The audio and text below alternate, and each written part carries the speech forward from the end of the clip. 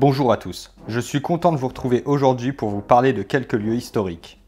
Je vous invite comme d'habitude à vous abonner à la chaîne, mettre un pouce bleu et à discuter de ces lieux dans les commentaires. Allez, c'est parti, je vous emmène direction Reims dans la Marne. Bon visionnage à tous.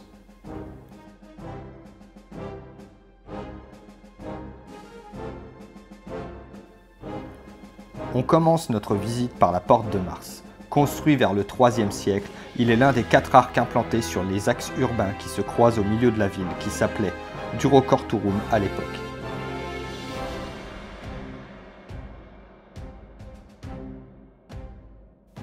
Leur rôle est d'abord symbolique, puis participe à la fortification au IVe siècle.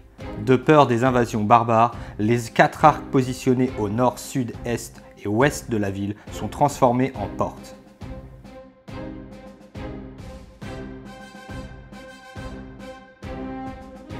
La Porte de Mars, au nord de la ville, doit son nom de la proximité d'un temple dédié à Mars, dieu romain de la guerre.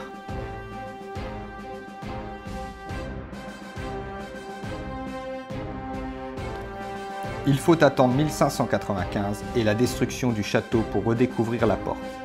Au XIXe siècle, les remparts sont démantelés et la porte dégagée. Les érudits intéressés par l'édifice l'inscrivent sur la première liste des édifices classés au titre des monuments historiques en 1840, ce qui conduit à sa restauration par les architectes Narcisse Brunette et Millet jusqu'en 1856.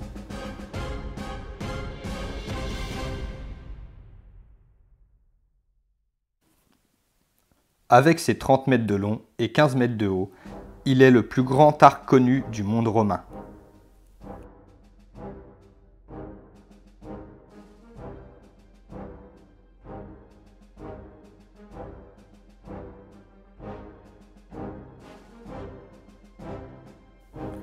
Pour le deuxième lieu, je vous présente le cryptoportique, partie nord du forum romain dans l'Antiquité, qui devait faire 65 mètres de large sur 250 mètres de long.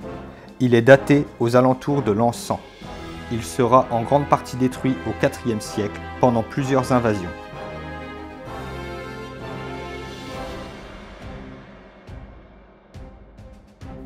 Son entrée possédait un escalier monumental qui tournait à angle droit et passait au-dessus d'un autel pour la statue de l'empereur.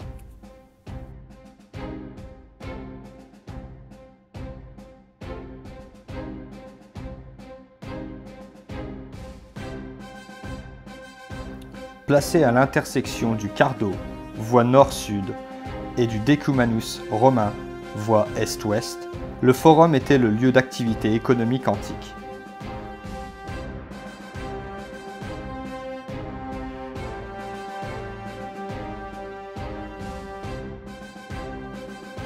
La chute de l'Empire romain engendre une réduction de sa taille, entraînant un urbanisme désordonné.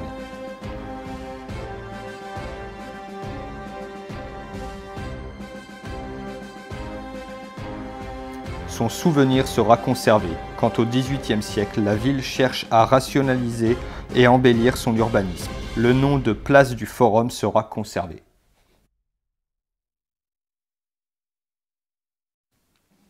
Je vous embarque pour le troisième site, à la basilique Saint-Rémy de Reims. Construite vers 760 par l'abbé Tilpin, elle est d'abord carolingienne. Agrandie par l'archevêque Hincmar de Reims au IXe siècle, elle disparaît après l'an 1000. Érard de Reims, abbé de 1009 à 1036, projette le remplacement de l'édifice par une grande abbatiale romane. Son projet, trop ambitieux, est remanié par l'abbé Thierry. Seuls les 11 travées de la nef, avec tribune, bas-côté et le transept resteront. L'abbatiale est consacrée par le pape Léon IX lors du concile de Reims en 1049. Le sanctuaire et le chœur monastique décoré par l'abbé Odon entre 1118 et 1151 est préservé jusqu'à la Révolution française. Le pavement entourait des dalles funéraires de personnes importantes enterrées depuis l'époque carolingienne, comme la reine Gerberge de Saxe, sœur d'Othon le Grand et épouse de Louis IV d'Outre-mer, ainsi que celle de sa fille Albrade. Les rois du Xe siècle, Louis IV et Lothaire sont représentés avec plus de grâce. Leurs statues de pierre assis sur des trônes sont disposées de part et d'autre d'un grand autel à l'est de la croisée. En 1162, l'abbé Pierre de Celles fait d'importantes modifications. Le porche roman est démoli et la nef prolongée de 2 travées gothiques. Une nouvelle façade relie les 2 tours romanes conservées. Un chœur gothique plus profond avec déambulatoire et 5 chapelles rayonnantes remplace le chœur roman. De nombreux vitraux sont installés. En 1181, l'abbé Don Simon voûte l'édifice en surélevant et renforçant les murs romans de la nef. Au début du XVIe siècle, le portail à fenêtres au bras sud du transept est enlevé par l'archevêque Robert de Lenoncourt. La congrégation de Saint-Maur réforme l'abbaye à partir de 1627 en faisant reprendre des bâtiments d'habitation afin de faire revenir des novices et fait construire la colonnade Renaissance qui clôture le chœur. Ravagée dans la nuit du 15 au 16 janvier 1774, l'abbaye et la bibliothèque est remaniée par l'architecte Louis du Rocher.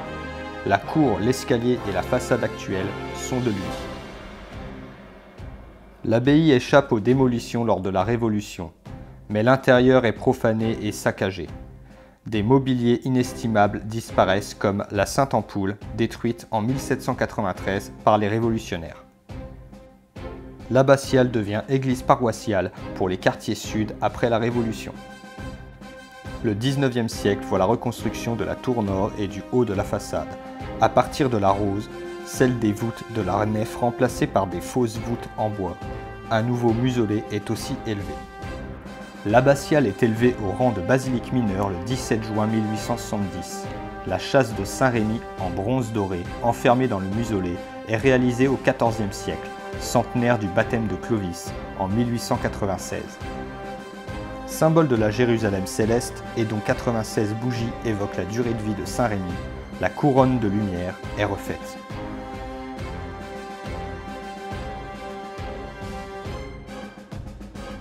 Nous terminons notre excursion par les ruines du couvent des Cordeliers. Dénommé ainsi car les religieux de l'ordre Saint-François d'Assise portaient une ceinture de cordes à 3 nœuds.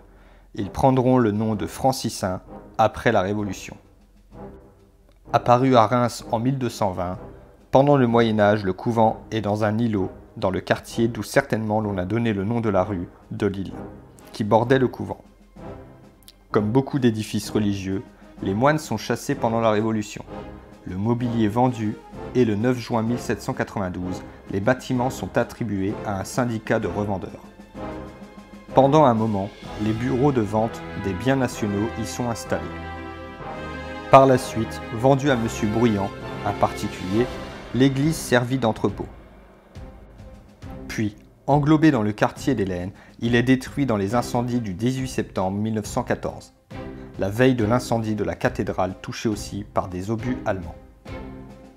Il ne reste aujourd'hui que quelques ruines de ce passé mis en valeur dans un petit parc du centre-ville.